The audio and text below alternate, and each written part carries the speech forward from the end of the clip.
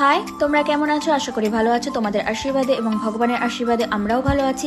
এখানে দেখো, ছেলে স্কুলে যাবে বলে ব্রেকফাস্ট করছে, আর এখানে ওর স্কুলের টিফিনও রেডি। এখানে গনুকে তুলে নিয়েছে, গনুকে তুলে নেওয়ার পর ও মাথা আছড়ে নিচ্ছে।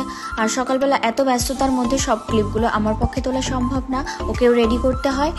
তো কন্টিনিউ ভিডিওটা দেখতে থাকো। আজকের ভিডিওটা একটু আলাদা রকম হবে, কেউ স্কিপ করো না, অবশ্যই তোমাদের ভালো লাগবে।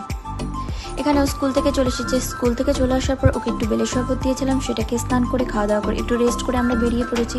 তো আমরা কোথায় বেরিয়ে পড়েছি তোমরা কন্টিনিউ ভিডিওটা দেখতে থাকো, তাহলেই বুঝতে পারবে আমরা কোথায় গিয়েছি।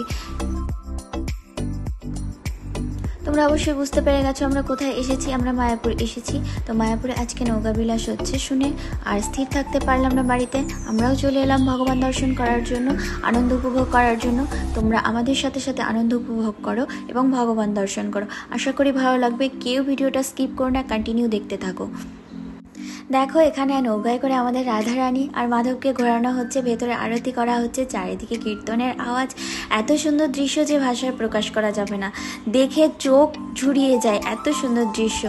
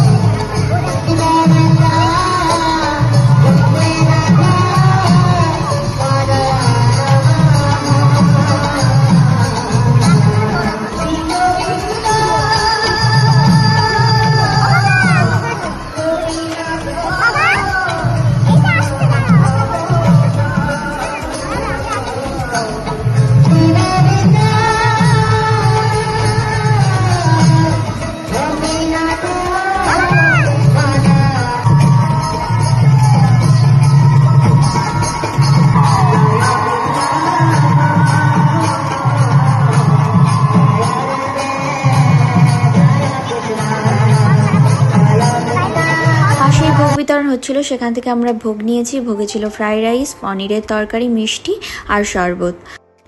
এ দেখো, মায়াপুরের মন্দির থেকে বেরিয়ে চলে এসেছি একটা রেস্টুরেন্টে। তো মায়াপুরে প্রসাদ গ্রহণ করেছি, তারপরেও ছেলে বললো পিৎজা খাবে, তাই চলে এসেছি রেস্টুরেন্টে। তো রেস্টুরেন্টের চারিদিকটা খুব সুন্দর। রেস্টুরেন্টটা ছোট হলেও খুবই সুন্দর আর নতুন করেছে।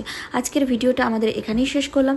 যদি আমাদের ভিডিওটা ভালো লেগে থাকে, লাইক, কমেন্ট, শেয়ার, সাবস্ক্রাইব অবশ্যই করে দেখবেন। ভালো থাকবেন, সুস্থ থাকবেন সকলে। Bye bye.